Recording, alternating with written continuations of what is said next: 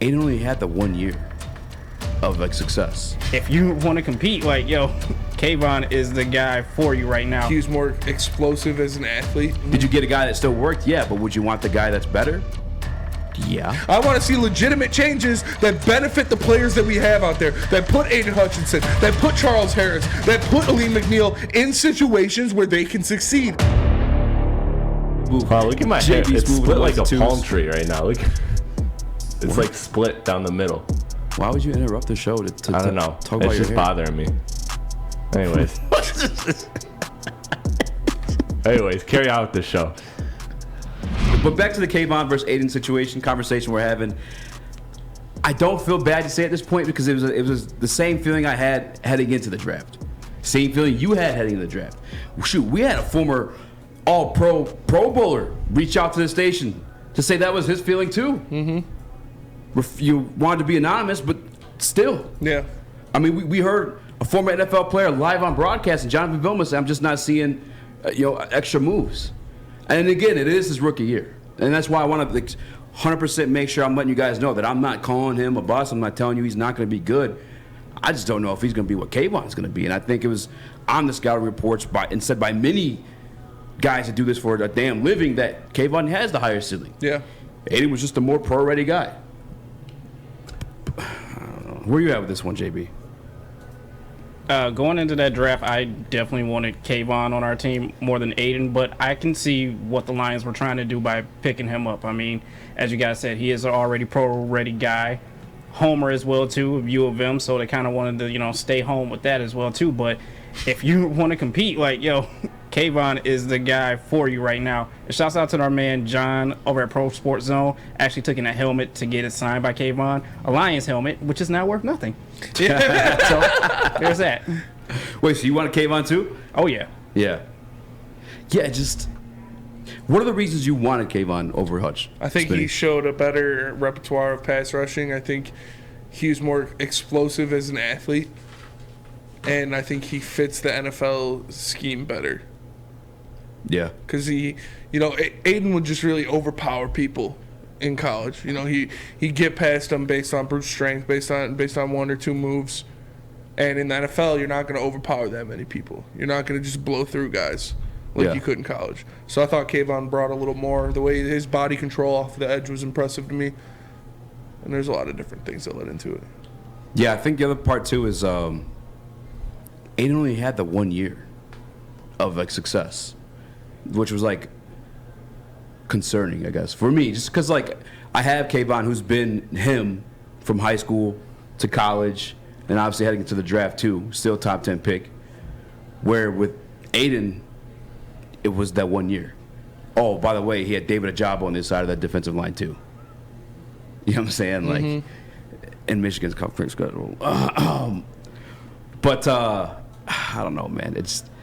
I think Kayvon was him. I mean, maybe that is a mistake that we look back on with Brad Holmes. I'm not saying. I don't think it's a mistake yet. I think, like I said, I think Aidan's gonna be a great player. Better than Kayvon. I don't know yet. That's what I'm saying. Like that's where it can be called a mistake because like, man, I'm not. This is actually a whole different scenario to compare it to. I was gonna say Michael Parsons and Sewell, but they're two different positions. So, but just. Yeah, I mean, if one guy ends up being better than the other, I think you'd have to say, yeah, you messed up on that one. Did you get a guy that still worked? Yeah, but would you want the guy that's better? Yeah. Yes. You know what I'm saying? Like, Yes, I would. I don't know. So, what's your outside perspective on this one? Well, my thing is, if the room is all pro, how do you say his name again? Kayvon. Like, if everybody's pro him, I'm wondering how much of the outside, like, national perspective was that? Was because I know Hutch was kind of a surprise from what I understand, right? That the Lions took him. People thought he was going to go number one. That's what the surprise was. That's what the surprise was, that he actually fell. Kayvon? Oh, Aidan. Yeah. People thought Hutch was going number one overall, and the surprise was that he fell. Okay. Go ahead, Sus. I apologize. I was just gonna say, yeah, the stats seem to show, and again with Hutch's struggles early on, it looks that way, but it's way too early to write anything off. So I have no strong conclusion. I definitely think Hutch will be fine, and I think that a big product of it is the defense he has around him or lack thereof. Yeah, and I guess the one part too that I will give Aidan the crutch of is, yeah, Kayvon is working alongside a better defensive line. Mm-hmm. You know, I think actually D-Max said something to the point of, the Giants is a former defensive coordinator of the Ravens. Yeah. The guy they have there too, and maybe he's spicing some things up. But like, in terms of like seeing that, and I get, D-Max is not as big a football nerd as like we are, but like, Aidan does move all over the line, I guess one difference is we haven't seen him in the 2-point stance at the NFL level. At least I haven't. If it's on film somewhere and I missed it, I apologize. But and it's just the way it looks too. Like I guarantee that Leonard Williams is the biggest concern for offensive coordinators heading up against the New York Giants rather than Kayvon Thibodeaux in his rookie year. But they're also two different positions. But just on tape, man, it just looks sexier, bro. You know what I'm saying? There are just second moves. I don't know, man. Looks cleaner. Yeah. It does. There's going to be a lot that goes into it. This is going to be something that Lions fans follow closely for both of their careers, because this is the what-if thing. This is the what's going on there. It's like, Jaden Ivey and other players, same kind of situation. You're going to be following these other guys closely. And I think they'll both be good players. I don't know who's going to be better at the pro level. I think Aidan Hutchinson can be a great player. I think he can be a game wrecker. I don't think he's being used correctly, and I don't think he's being coached up well enough. Because they need to sit him down and tell him, like, obviously things aren't working. We need to try something different. And if they have been telling him that and he hasn't been doing it, then they should put him on the bench. But I doubt that that's the case. I doubt it's the case that he isn't just not listening to what the coaches tell him, because that's not the kind of guy he is. That's not the kind of player he is. So I think the coaches need to do a better job of utilizing him. I think the coaches need to do a better job of putting him in situations, like I said, where you can get the maximum value out of his potential, out of his skill set. And they need to switch some things up, because it's obviously not working.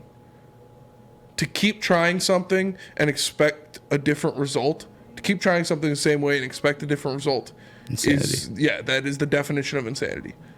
So if they just keep trying to use Aidan Hutchinson the same way and expect it to work out in his rookie year when it hasn't for 4.5 games, then it's just stupid and it's just insane. Yeah. Shout out to our guy Adam Morency in the Woodward Sports chat. He comments and he says, I see it as coaches, and I mean all the Lions coaches need to be held accountable. You have pro football players and poor coaching techniques from the coaches. I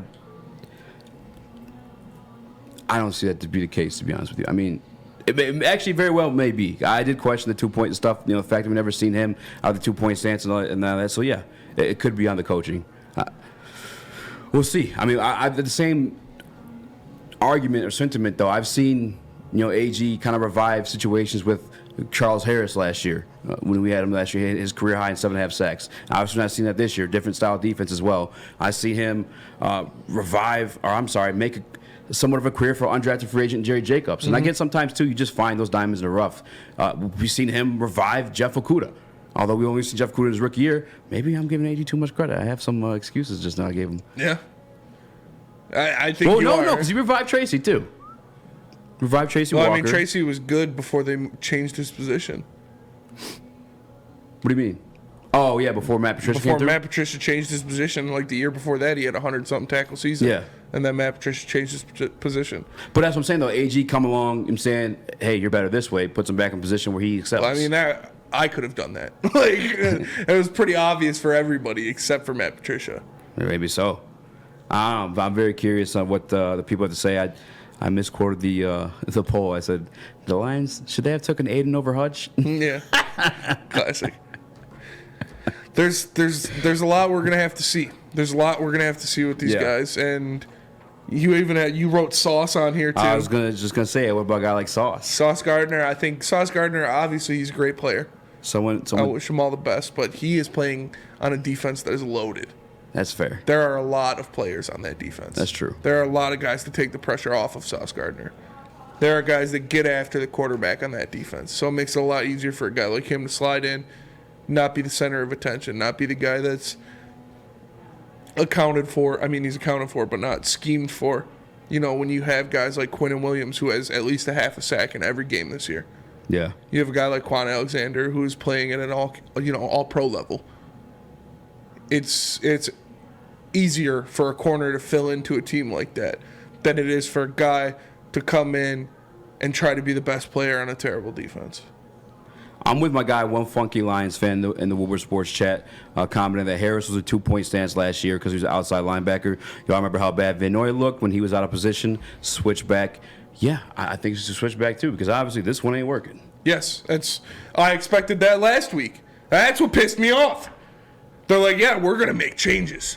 We're going to do this, brother. Yeah. We got personnel changes. We're going to switch this defense around. And what did they do?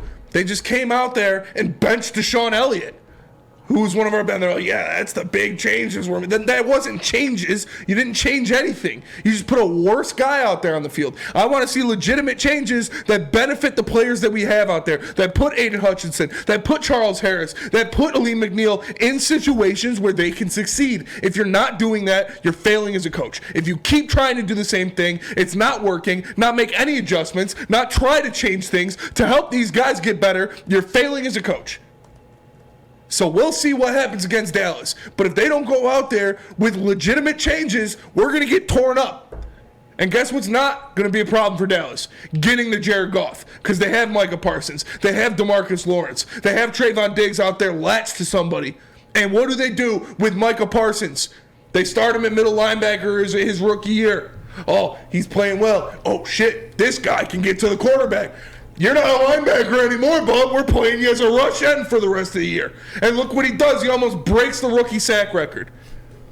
Dan Quinn knows what he's doing. Dan Quinn knows how to get the best out of his players. I need to see the Lions coaching staff do that. I need to see the Lions coaching staff make adjustments so these guys can go out there and perform to the level that we are expecting them to. Yeah. Yeah, I expected that too. I mean, we had the whole conversation here on the show, and I was like, I hope they go back to the 3-4. I think that's change they're going to make. Because of the last year's semi-success with a less talented roster. And really all they changed was, like, actual personnel. I thought they were, like, talking about personnel in terms of, like, formation. No, they changed, like, they put Savion Smith was starting that game. Yeah. They benched Amani Oruwariye. To their credit, though, Smitty, I know, and you did go in, but they did limit the Patriots to 22 points. Which is a big difference from the week prior. Bailey Zappi. They limited Bailey Zappi to 22 Zappi points. They limited a Bailey Zappi, Matt Patricia, and Joe Judge offense to 22 points. Did you see what Bailey Zappi did this weekend? Nothing to hang your point on. Nothing to hang your hat on. Did you not see what Bailey Zappi did this weekend? Yeah, I did. Okay, and that's against a better defense. That's one that includes Myles Garrett and actual guys. I'm looking for a stat line. That's what I'm looking. Bailey Zappi, 24 out of 34, 309 yards, 2 touchdowns. Yeah, how many times did he throw the ball against the Lions? I think he threw the ball 16, 17 times. Yeah. So, I mean, if you let him get 34 passes, who's to say he doesn't go for 300 yards? They didn't have to throw the ball with Bailey Zappi because we couldn't stop Damian Harris. And then when Damian Harris went out, we couldn't stop Ramondre Stevenson. I'm just saying, changes were made and they held them to 22 points. And I'm just saying that's not something we should be excited about.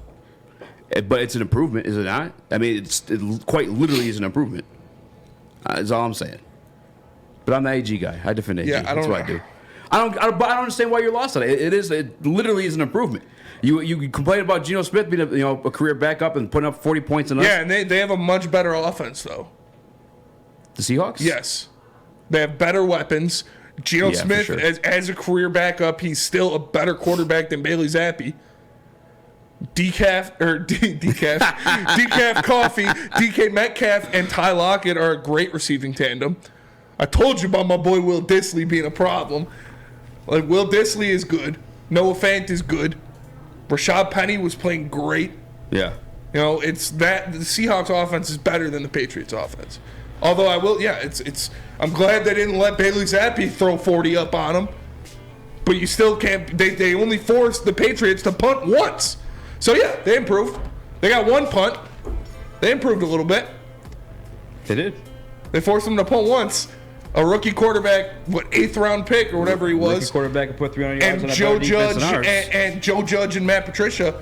They forced that offense to punt once. Stop giving Matt Patricia credit for that, bro. Stop. It's their offense. It's Bill Belichick's offense. So Bill Belichick does the offense and the defense. He just does everything. I'll put you this way. Remember when that guy, I don't know the specific player it was, but he came off the field and he was getting bitched at. Who was getting bitched at by? He's the head coach. Obviously, he's going to bitch at the guy. No, because situations like that. It's completely that. different. No, it's not completely different. You've seen Tom Brady bitch at his offensive coordinator. You've seen Patrick Mahomes bitch at his offensive coordinator. Like, you bitch at who's coaching you up on that play or who's coaching up on the play you're not doing it right. That's just bitching at you. When he came off the field, it was Bill Belichick bitching at him. Bill Belichick bitches at everybody if they miss assignments. Because Bill Belichick's the GOAT. He's fucking in charge of everything. Drop that one. Whoops.